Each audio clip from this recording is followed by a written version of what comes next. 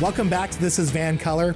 Last month, the Trudeau government introduced a bill to amend the criminal code so that repeat violent offenders will find it more difficult to be granted bail. But what does this federal bail reform actually accomplish?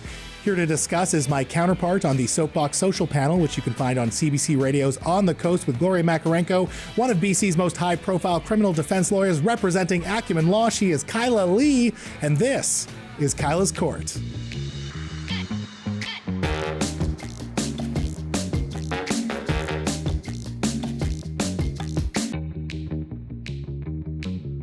Hi, Kyla. Hi, Mo. Thanks for having me back. Absolutely. Thanks for being here. Listen, the federal government has introduced this bill to fix this issue with repeat offenders and catch and release policies.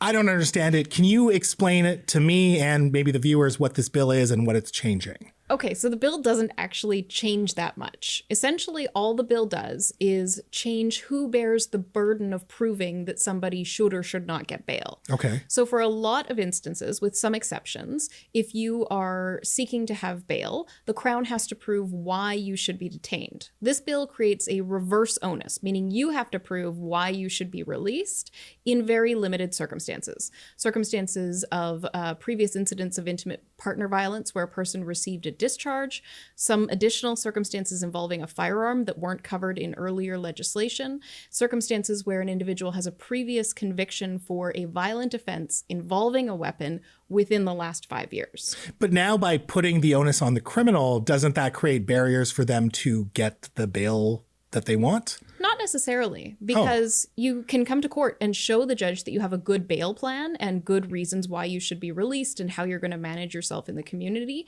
And a judge has a constitutional obligation to grant reasonable bail if it can be achieved. But I feel like the federal government touted this as like a big thing that was going to reduce violent crime in particular. Are you saying that it's not going to affect violent crime? It's not even going to affect the majority of the people that we think about when we think about these repeat offenders. It's not people who are previously on bail. Those people were already facing a reverse onus. Right. So this law doesn't change anything. It actually just adds the same provisions that are already in place for a select few number of other people. So it's bullshit, basically. You can say it. I mean, I won't say it, but that's the legal term, right? The legal term is it's not effective at accomplishing its goal, and it's political pandering to a select group of very vocal people. Which would be? The conservatives and the people who are concerned about repeat offenders. But a lot of those people are also people who are concerned about property crime, and this bill doesn't deal with the property crime at all. So it is bull. It's yes, it's pandering. Okay. Well, Kyla, hey, I appreciate your legal expertise on this. That was a very concise explanation. So thank you so much. And I hope people recognize this bill for what it is. Me too.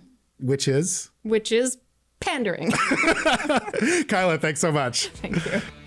Folks, that's our show. Thank you so much to Mario Canseco, Dustin Godfrey, and my buddy Kyla Lee for Crime Time on Prime Time right here on CHEK. Of course, if you want more, find This is VANCOLOUR on Apple Podcasts, Spotify, CHEK Media's YouTube channel, and the CHEK Plus app. For now, though, this is VANCOLOUR, and I'm Mo Amir telling you that in a province where you can be anything, be colorful. Peace.